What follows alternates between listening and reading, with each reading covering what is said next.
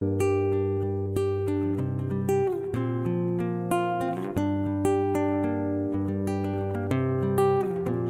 I keep on walking, yeah.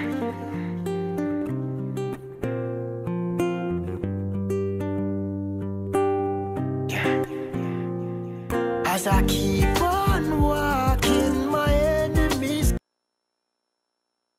Imagine your daughter being raped by a 50-year-old man. She's only a child and is lured into the bushes with the promise of ice cream and candy. He then forces himself on her, subjecting the little girl to a vicious sexual assault. That was the reality 7, 9, and 11-year-old girls endured.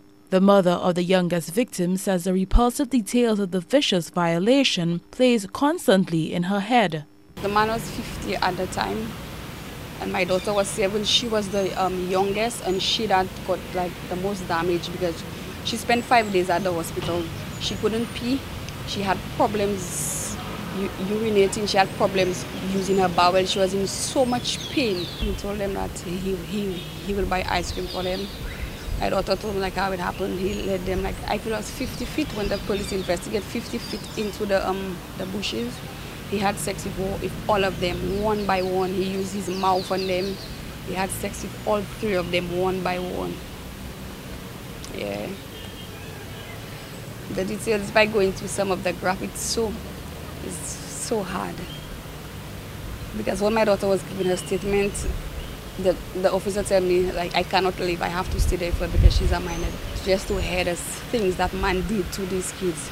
It's so terrible. The brutal incident occurred 2 years ago, but time has done nothing to heal the emotional scars. After the brutal assault, Almera's Alina, not her real name, says her daughter still shows disturbing behavior, something completely abnormal to her usual conduct. Sometimes she leave and sometimes she go all in town, barefooted, and my daughter was never doing these things. Her daughter, fictitiously identified as Rose, is now 9 and has violent tantrums and often questions whether anyone loves her. She does poorly in school and her grades have dropped significantly since the sexual assault. Even in the school, the teachers will tell you like she changed.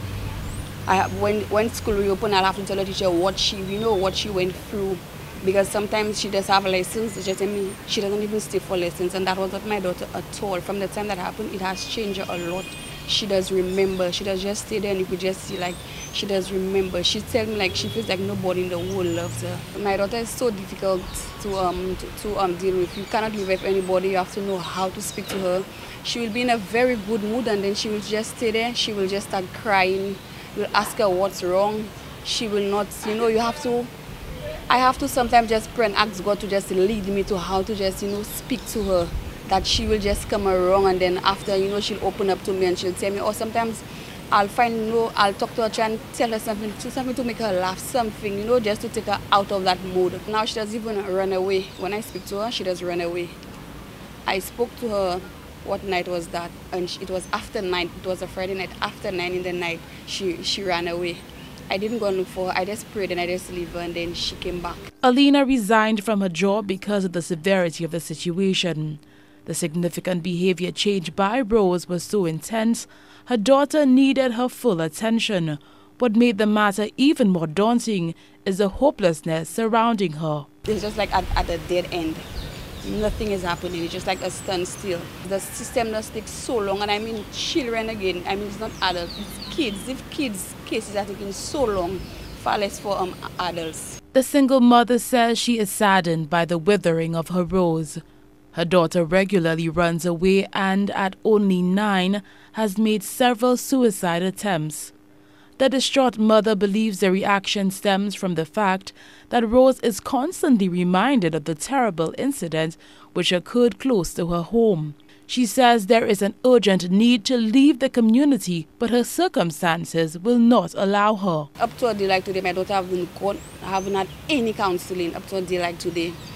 At the Human Services, they told me that case is for a professional counselor to handle, and right now they have no professional counselors in St. Lucia. Alina says she is disappointed by the response of the authorities.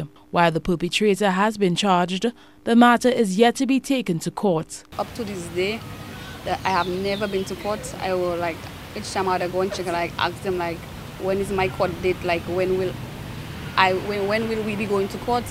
And you know, the police keep on telling me, well, right now it's not my turn to go to court. I mean, they're still collecting evidence and stuff like that.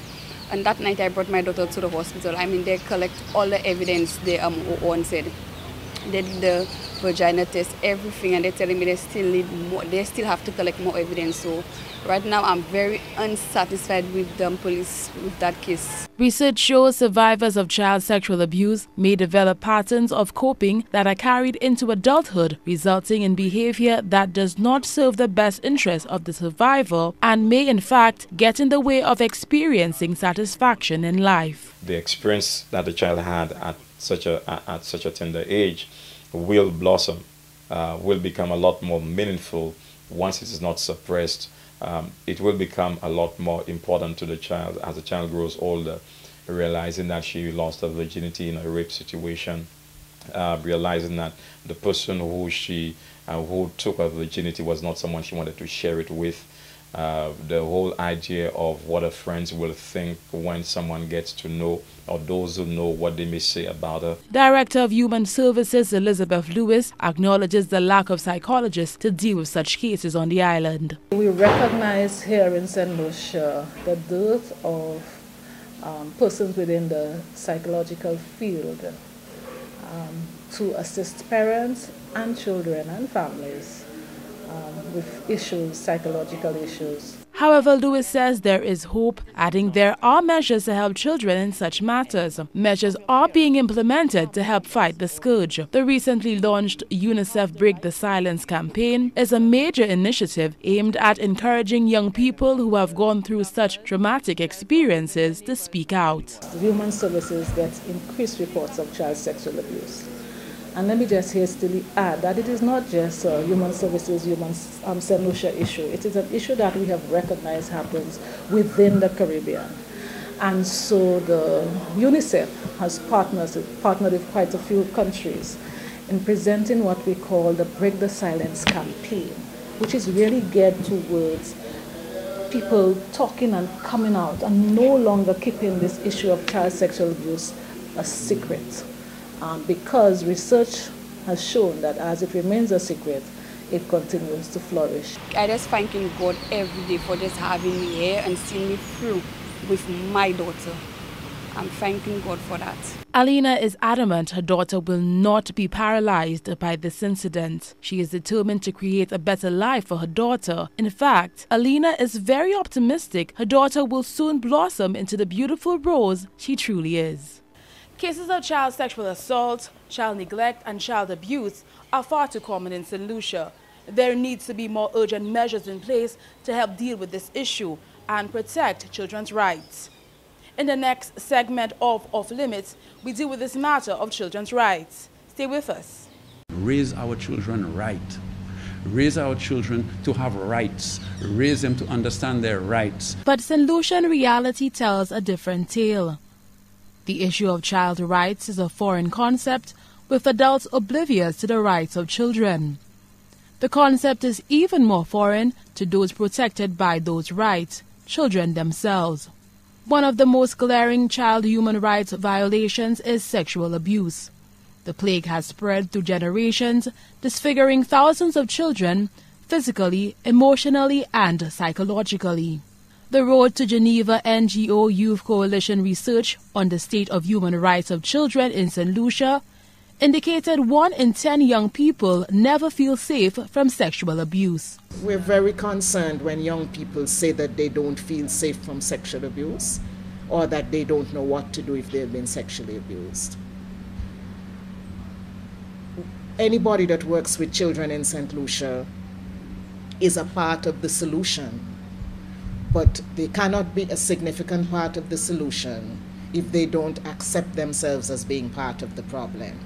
And if children don't know what to do about sexual abuse, then I feel that my job is not being done properly. According to the Division of Family Affairs, while the problem of child molestation is the norm for some families here, it is often hidden in a veil of secrecy. Even when the hands of justice intervene, parents engage in the illegal act, locally referred to as wajma.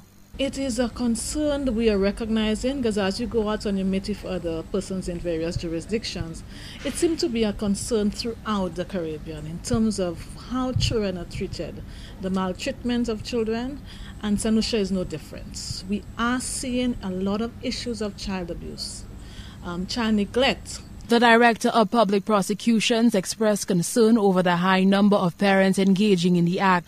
Violations of the human rights of children extend beyond that illegal practice. It is also perpetuated in incidents of child prostitution. Alarm over the number of children engaged in prostitution was recently raised by the Division of Human Services. St. Lucian children are also struggling with child neglect and corporal punishment, both in schools and in the homes for the purpose of discipline.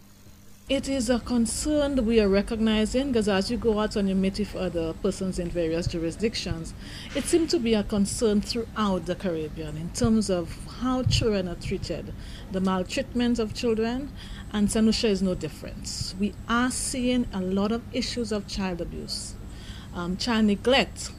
We cannot on one hand be talking that we want to eliminate violence from our society. We want to be against violence, and yet we perpetrate violence in the very schools that are nurturing our children and educating them.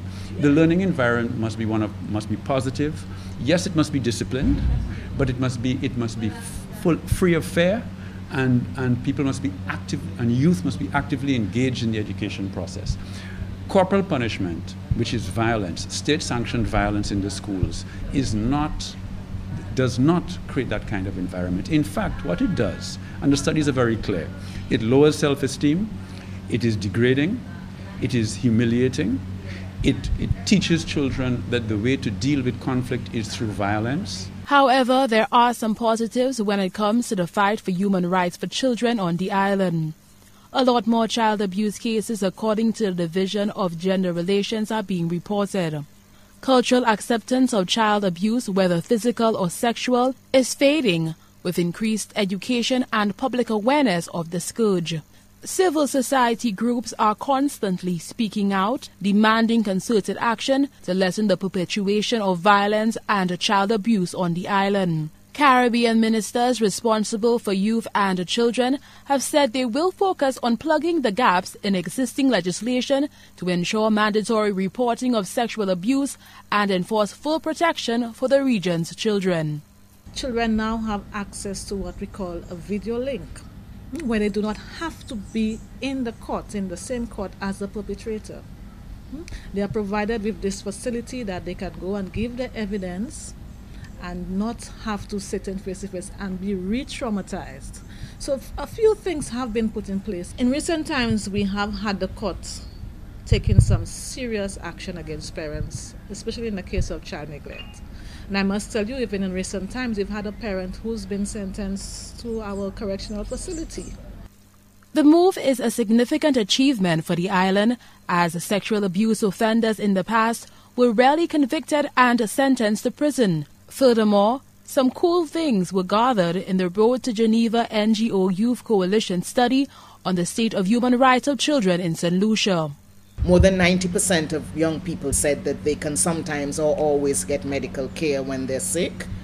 More than 90% of them said they always had food, clothes, and a safe place to live, so that's comforting. 84% of them said that they sometimes or always can go to school regardless of their physical and mental abilities.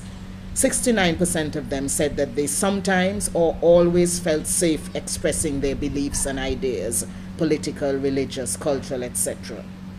Bird believes that with continued education and hard work, the quest to end violence against children can be achieved, putting smiles on their faces and ensuring a happier future for them and for us all.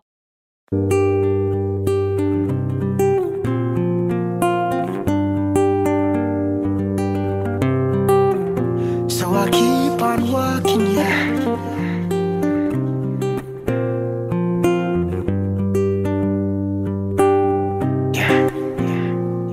As I keep on walking, my enemies keep stalking. Don't wanna see me reach back home, yeah. As I keep on